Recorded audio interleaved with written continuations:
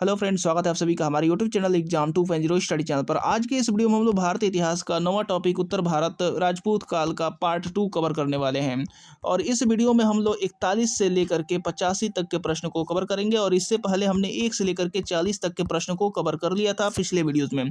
अगर आपने उसे नहीं देखा है तो जाकर के उसे देख सकते हैं, या फिर मैं चैनल के प्लेलिस्ट में जाएंगे तो वहाँ पर भी आपको मिल जाएगा, या फिर वीडियो के डिस्क्रिप्शन में भी आपको लिंक दे दिया जाएगा, वहाँ पर भी आप तो देख सकते हैं। तो चलिए स्टार्ट करते हैं।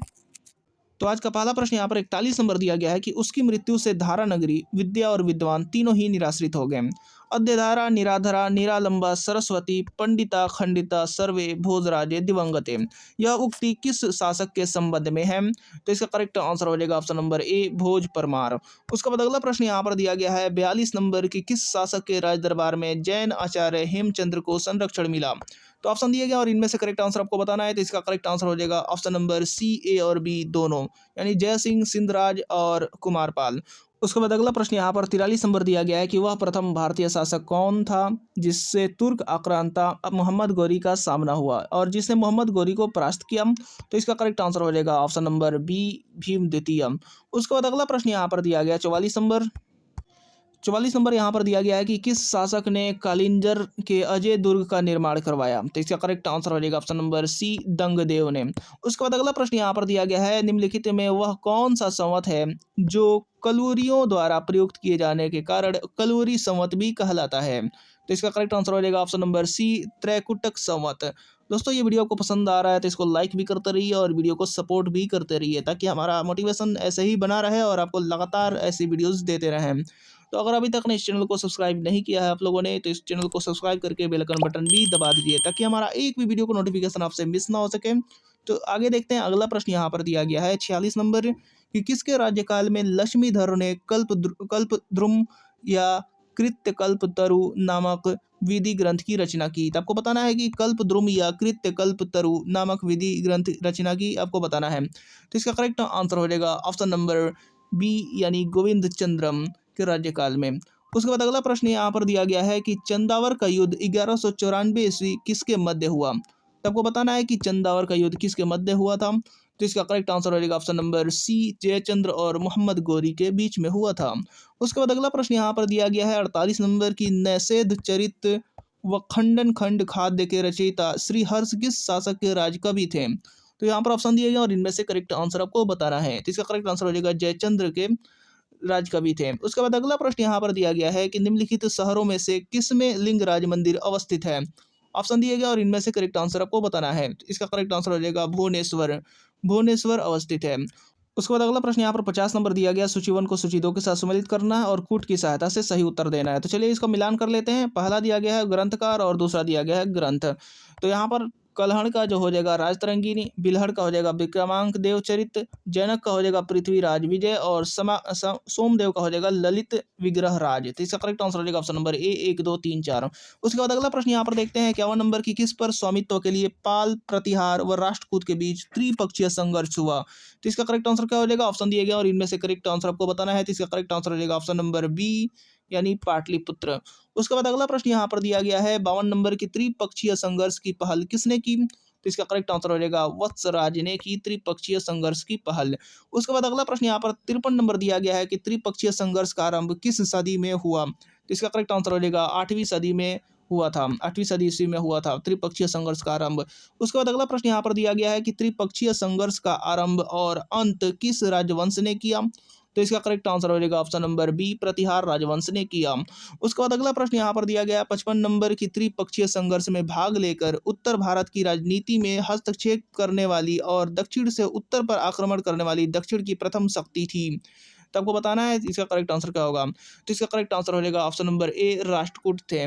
उसके बाद अगला प्रश्न यहाँ पर दिया गया है 56 नंबर की पाल वंश का संस्थापक कौन था? तो इसका करेक्ट आंसर आपको बताना है। तो इसका करेक्ट आंसर हो जाएगा ऑप्शन नंबर ए, गोपाल। उसके बाद अगला प्रश्न यहाँ पर दिया गया है 57 नंबर की पाल वंश की राजधानी थी। तो इसका करेक्ट आंसर क्या होगा? इसका करेक्ट आंसर हो जाएगा ऑप्शन नंबर ए, यानी मुद्दगिरी मुंगेर। उसके बाद अगला प्रश्न यहाँ पर 58 नंबर दिया गया है कि राष्ट्रकूट वंश का संस्थापक था। तो आपको बताना है कि राष्ट्रकूट वंश का संस्थापक कौन था। तो इसका करेक्ट आंसर हो जाएगा ऑप्शन नंबर ए, दंती दुर्ग दंती वर्मन द्वितीय। उसके बाद अगला प्रश्न देखते हैं। अगला प्रश्न यहाँ पर दिया गया है 59 नंबर की राष्ट्रकूट वंश की राजधानी थी। तो आपको बताना है कि इसमें से कौन सा करेक्ट होगा। इसका करेक्ट आंसर हो जाएगा मालखंड मन्यखेत जो थी वो राष्ट्रवंश की राजधानी थी। उसके बाद अगला प्रश्न यहाँ पर दिया गया 60 नंबर की किस प्रतिहार शासक ने आदि विरोह की उपाधि धारण की। तो आपको बताना है इसमें से करेक्ट आंसर क्या हो जाएगा। तो यहाँ पर ऑप्शन दिए गए हैं नागभट्ट प्रथम, नागभट्ट द्वितीय, मिहिर भोज और इनमें से कोई नहीं। तो यहाँ पर बताना है कि किस प्रतिहार शासक ने आदि वराह की उपाधि धारण की। तो इसका करेक्ट आंसर हो जाएगा ऑप्शन नंबर सी करेक्ट हो जाएगा मिहिर भोज।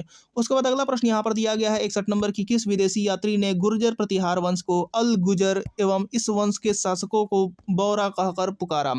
तो इसका करेक्ट आंसर हो जाएगा option number B L Masoodi ने।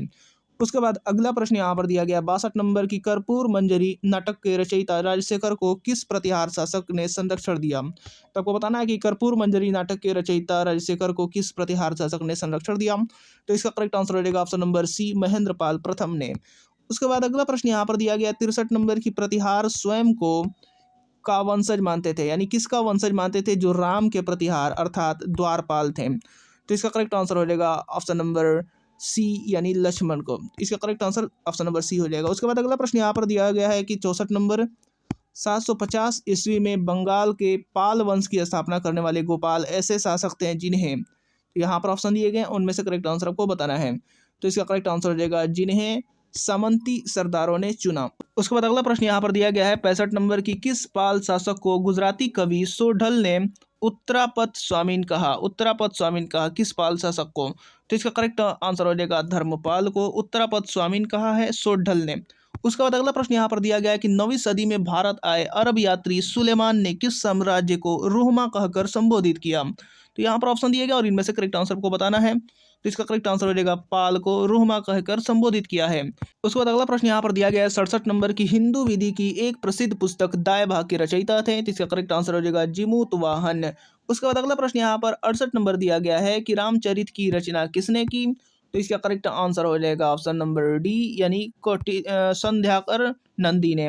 उसके बाद अगला प्रश्न यहाँ पर दिया गया है कि पाल वंश के पतन के बाद बंगाल का राजनीतिक नेतृत्व प्रदान किया। तो किसने प्रदान किया। तो इसका करेक्ट आंसर हो जाएगा ऑप्शन नंबर ए सेन वंश ने प्रदान किया। उसके बाद अगला प्रश्न यहाँ पर दिया गया 70 नंबर की सेन वंश का संस्थापक कौन था। तो यहाँ पर करेक्ट आंसर क्या होगा। ऑप्शन दिए गए हैं तो इसका करेक्ट आंसर हो जाएगा सामंत सेन था जो कि सेन वंश का संस्थापक था।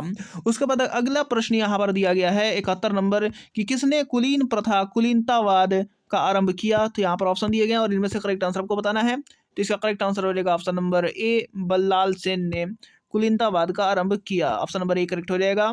उसके बाद अगला प्रश्न यहाँ पर दिया गया है 72 नंबर की किसने स्मृति ग्रंथ दान सागर एवं ज्योतिष ग्रंथ अद्भुत सागर की रचना की। तो इसका करेक्ट आंसर क्या हो जाएगा। इसका करेक्ट आंसर हो जाएगा option number C Ballal Sen ने।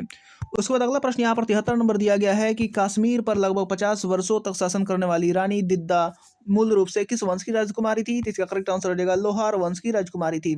उसके बाद अगला प्रश्न यहाँ पर दिया गया 74 नंबर की कायस्थों का एक जाति के रूप में प्रथम उल्लेख कहाँ मिलता है। तो इसका करेक्ट आंसर हो जाएगा ऑप्शन नंबर सी ओसनम स्मृति। उसके बाद अगला प्रश्न यहाँ पर 75 नंबर दिया गया है कि सूची 1 में दी गई मंदिर निर्माण शैली को सूची 2 में दिए गए उसके प्रसार क्षेत्र से सुमेलित कीजिए। तो इसका करेक्ट आंसर आपको मिलान करना है।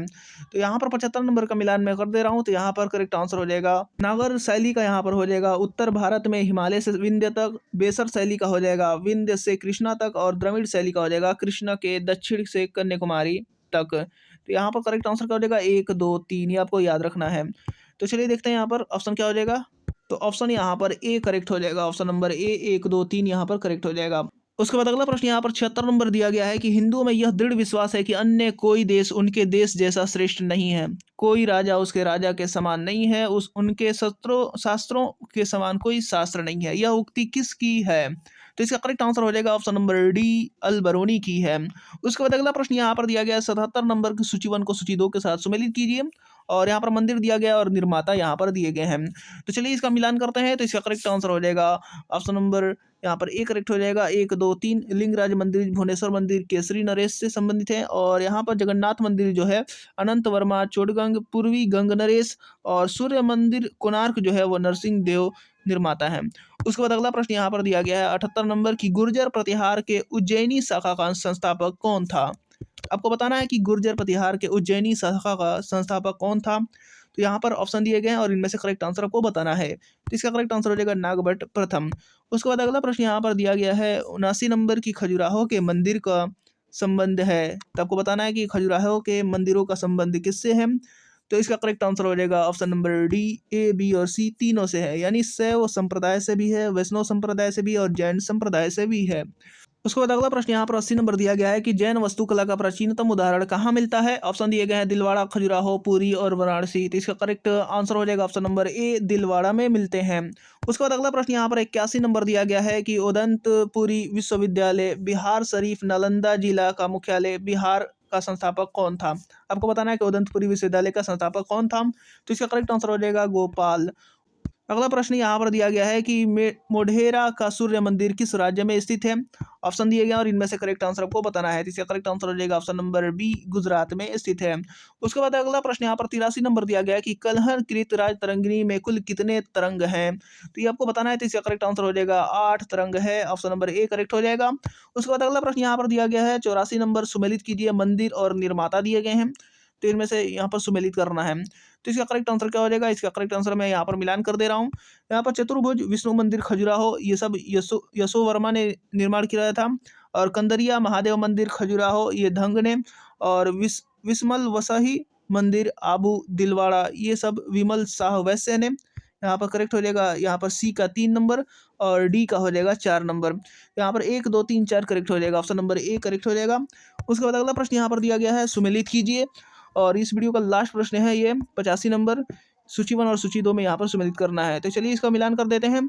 तो इसका करेक्ट आंसर क्या हो जाएगा। इसका करेक्ट आंसर हो जाएगा ए का यहाँ पर मिलान हो जाएगा मच्छेंद्र नाथ का मंदिर अमरकंटक, 64 योगिनी का मंदिर भेड़ाघाट जबलपुर और सूर्य मंदिर का यहाँ पर मिलान होगा मोढेरा से। और चौमुख का मंदिर का यहाँ पर मिलान होगा पालीताना से। तो इसका करेक्ट आंसर हो जाएगा 1, 2, 3, 4। उसके बाद यहाँ पर ऑप्शन हो जाएगा करेक्ट 1, 2, 3, 4, ऑप्शन नंबर बी। तो उम्मीद करता हूँ कि वीडियो आपको पसंद आया होगा और अभी तक आपने इस चैनल को सब्सक्राइब नहीं किया है तो चैनल को सब्सक्राइब कर लीजिए और इसको खूब से खूब सपोर्ट कीजिए ताकि मुझे भी मोटिवेशन मिलता रहे और इसी तरीके के लगातार वीडियोज़ आपके लिए लाते रहें। तो मिलते हैं अगले वीडियोज़ में, तब तक के लिए जय हिंद।